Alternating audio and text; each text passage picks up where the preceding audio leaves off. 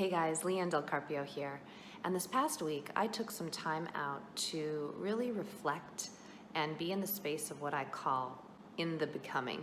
I'm in this space, since many of us are, really considering, as the world is changing so rapidly around us, what is the most authentic expression of my life and my leadership that I can bring to bear? What is the world going to need as things continue to rapidly change?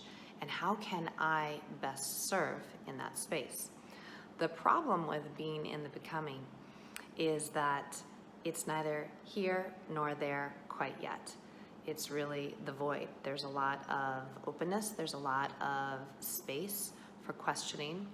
And while that can be both juicy and very kind of nourishing to imagine how it will unfold, it can also bring up some anxiety because we have not yet become that which we seek. Being near the ocean has allowed me to really reflect, looking at the constant ebb and flow of the sea and how we as humans interact on it, on three principles that I think may assist us if you happen to be in that question.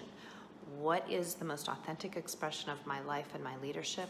How may I really step into a greater sense of my own true leadership, my own true divine genius, and what's really worthwhile to defend? So, principle number one, looking at the ebb and the flow of the ocean out here, it really reminds me, as I was watching different sailors interact with the wind and the waves and reading kind of even the moon and the stars as dusk would set in, that there's an intuition that we can tap into.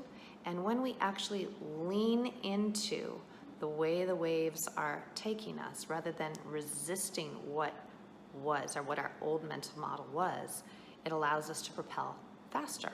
As you might imagine, if you were in the ocean kind of grabbing on at the dock and not wanting to let go, right? Or if you were floating down a river trying to grab onto the branches around it, that's a kind of force of resistance. And resistance takes so much energy. We don't even realize how much energy we are taking until we're so drained and we don't have the resources to kind of create anew.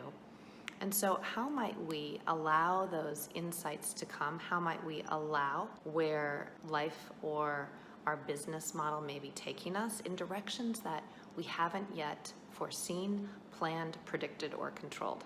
Now that's hard, especially if you've had a longer running pathway to success that now is being called to shift.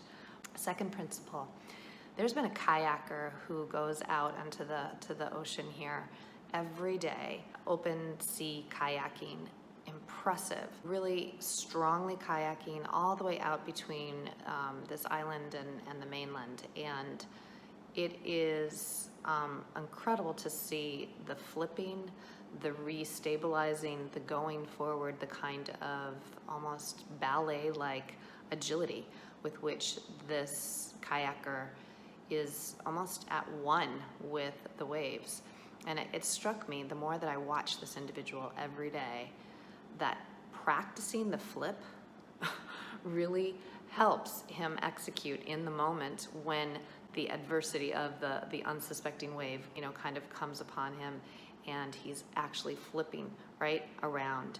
What does that mean in day-to-day reality, right? Well, if we can imagine where we could be disrupted in our business, in our life, and we imagine how we might restabilize that which is most precious, we're going to be more able to kind of bounce back or have a certain amount of resilience. Now, on an autonomic nervous system for our day-to-day, when we practice the breath, when we practice heart-centered breathing, and we're able to bring our nervous system back into heart-brain coherence, the minute that we get triggered, rather than waiting to go to the mountain, we can kind of bring the mountain to us through our breath. That's one practice that helps us manage the flip out of fight, flight, or freeze and into creation. If we know what we truly stand for, in my Recalibrate for Impact Accelerator, we look at what is your divine genius. And if you know at core what you take a stand for, the rock upon which you stand, so to speak, when the waves of whatever change is going on in the industry hit you, it's easier to kind of manage the flip and write yourself back in that new kind of evolving environment, but standing still, anchored into what you care deeply most about. And the third principle, just looking out at the sea, I was remembering Bucky Fuller. For those of you who are familiar with our Buckminster Fuller, he's the incredible futurist and the inventor of the geodesic dome, among many other inventions. And one principle that he always spoke of is the trim tab principle. And that is, on a large ship, on the rudder, there's a very small tab that is somewhat connected, a tiny little tab that with a tiny little amount of pressure can literally move an entire ship with very little struggle. So with great ease, a small rudder can move something very large in its trajectory. Now this is powerful if you think of this as a principle, and this is something that Bucky Fuller really expanded upon as the power that we have as human beings to change large institutions, to change society as a whole with our one stance, our one belief, our one commitment, and how that can serve to really be the force that moves something larger. So what might that be for you? What could you really do that would be a small action consistently that would drive massive leverage in your life? I'm on day, 90 something of my 100-day challenge, and I think I'm going to add a few more days. I think I'm going to make it a 120-day challenge of meditating every morning for about 45 minutes to really anchor myself and connect into the realm of possibilities, so that I don't limit myself as the world is changing so rapidly and bring old mental models to bear on the current challenges. Now that 45 minutes, I've had my ups and downs, right?